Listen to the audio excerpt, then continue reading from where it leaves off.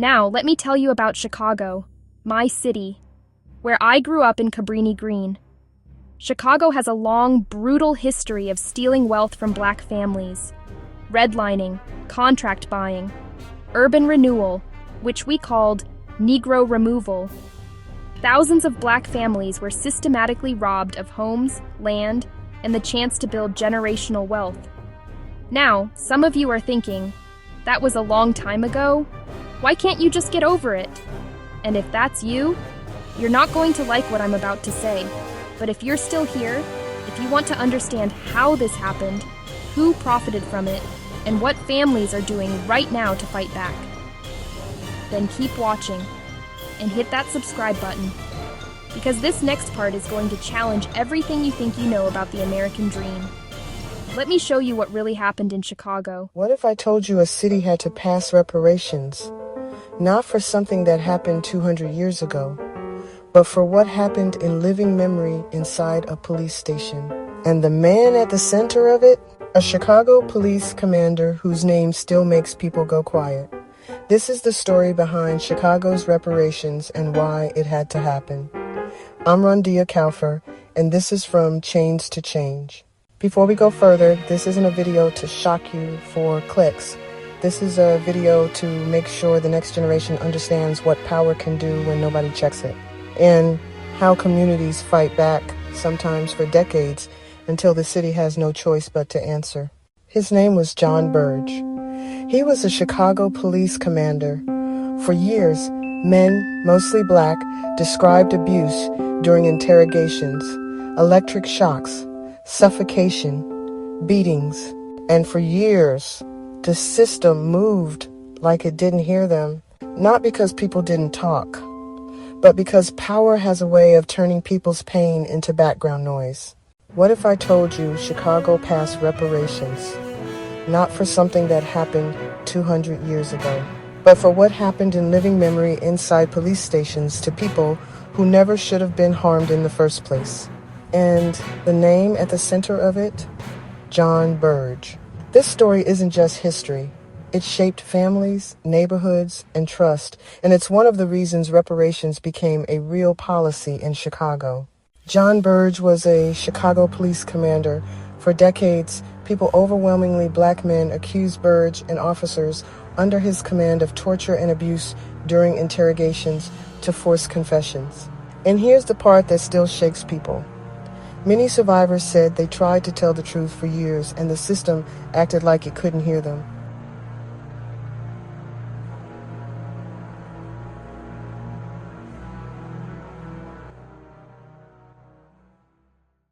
Survivors described abuse that was meant to break a person, not to find truth. And when you hear that, it changes the question. Because the question isn't, did policing make mistakes? The question becomes, how many lives were steered by fear, coercion, and forced silence? Now let me be clear. I'm not here for shock. I'm here for clarity. When the system rewards confessions more than it protects truth, you don't just get wrong outcomes, you get generational damage. So what's the lie that keeps coming up in this story? It's the idea that the complaints were isolated or exaggerated or not credible. That the people who spoke up were the problem, not what happened to them. And if you've ever lived in a neighborhood where you're taught to be careful just to exist, you know how heavy that is. Because when the system doesn't believe you, you learn a dangerous lesson. Silence keeps you alive.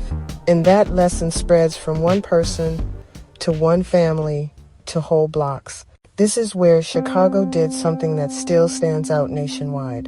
In 2015, the city passed a reparations ordinance for survivors of the Burge-era torture, a public acknowledgement that harm happened, and it demanded repair, not charity, not moving on. Repair. Because when a city benefits from a system for decades and people carry the cost, accountability can't just be words.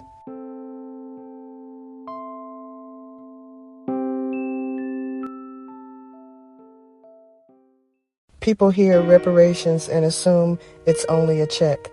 Chicago's plan included money, yes, but also services and public truth-telling. It included funds set aside for survivors, counseling and mental health support, job training, and free tuition at city colleges and a formal apology. But the part that hit me hardest is this. Chicago tied reparations to education, requiring that students learn this history in public schools. That matters because a cover-up can survive decades. But the truth survives generations when we teach it. I'm going to say this carefully. When you grow up near a place where a badge can change your whole night, where being black in the wrong space can make your heart race, you don't forget that. You learn what fear feels like in your body. And for some families, too many day, the consequences weren't just fear. It was loss. It was time taken. It was lives steered off course. So when people ask, why are we still talking about this? My answer is because some people never got to stop living it. And this is why I'm doing Illinois as a two-part story.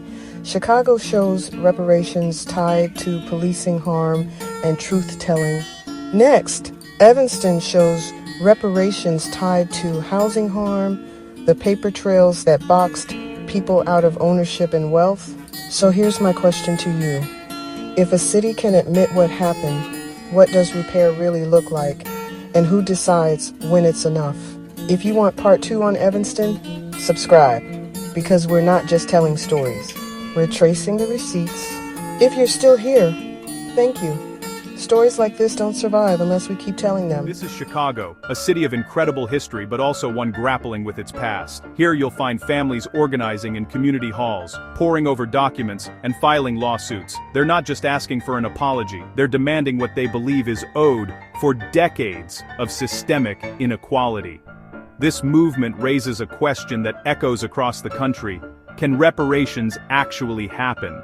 The idea often faces a wall of skepticism.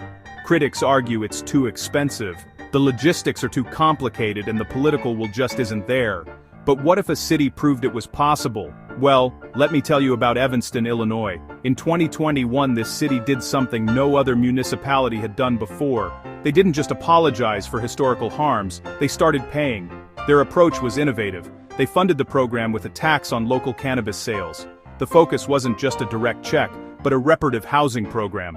It was designed to directly benefit black residents who were harmed by the city's discriminatory housing policies between 1919 and 1969, or their direct descendants.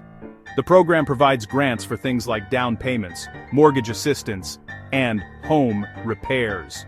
Hundreds of residents have already received funds, with plans for expansion underway.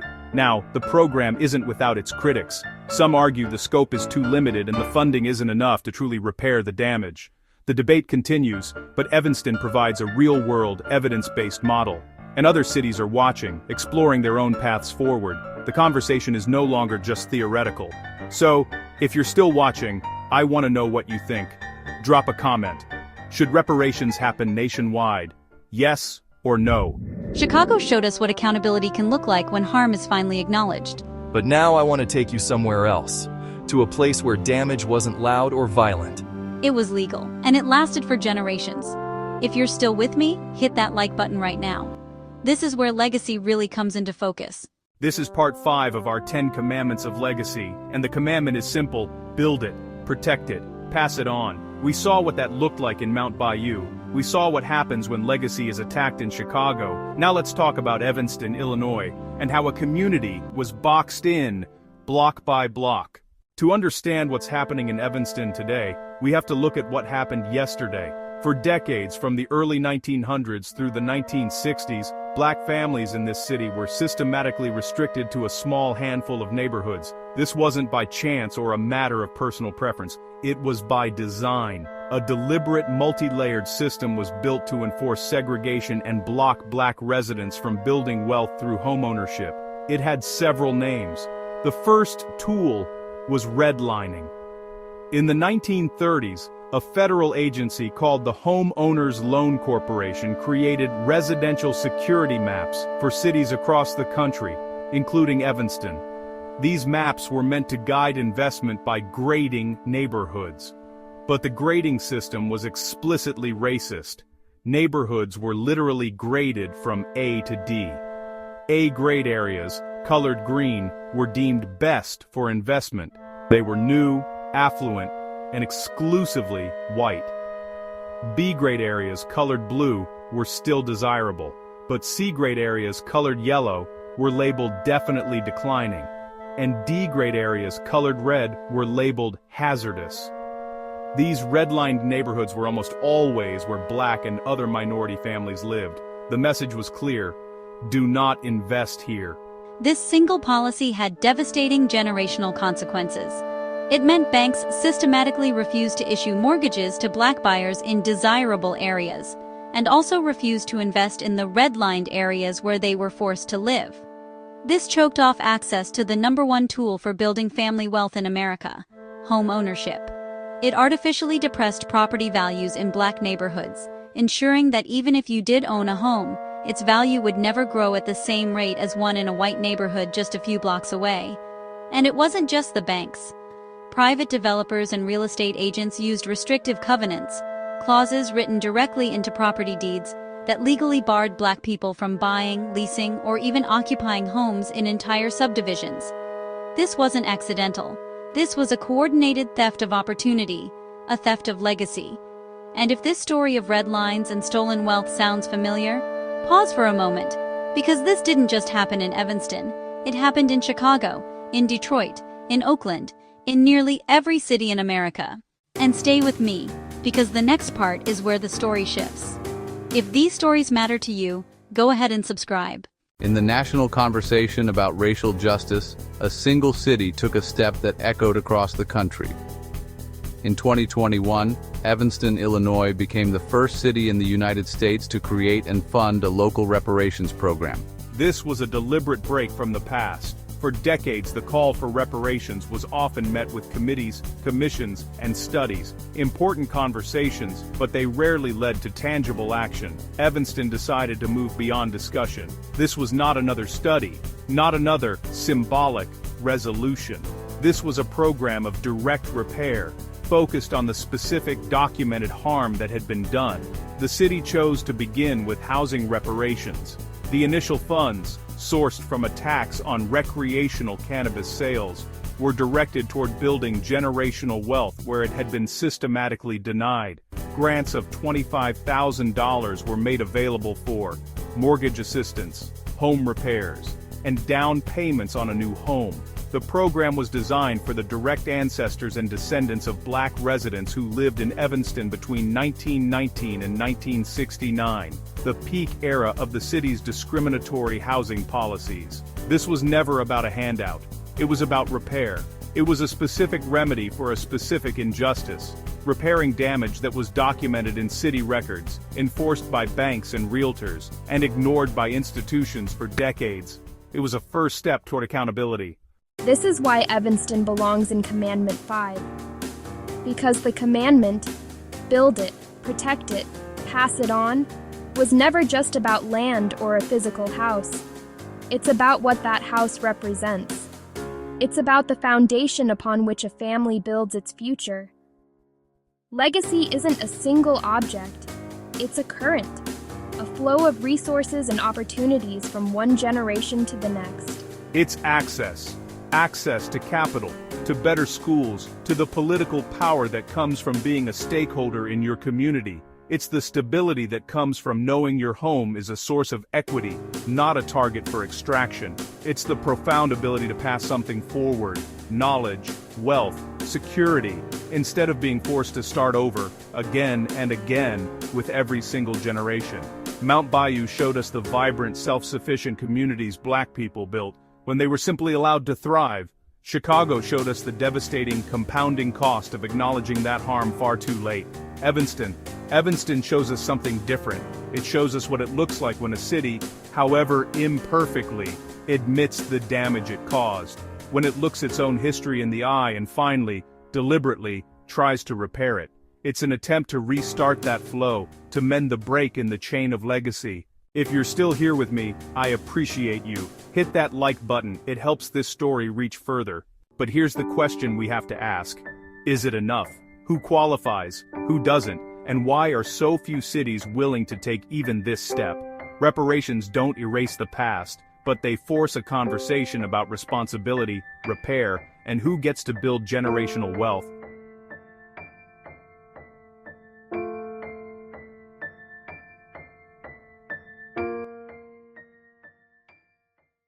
Legacy is not abstract, it lives in deeds, neighborhoods, and family histories. From Mount Bayou to Chicago to Evanston, this is what Commandment 5 looks like in real life. Protect the legacy, repair what was stolen, and keep telling the truth. I'll see you in the next chapter.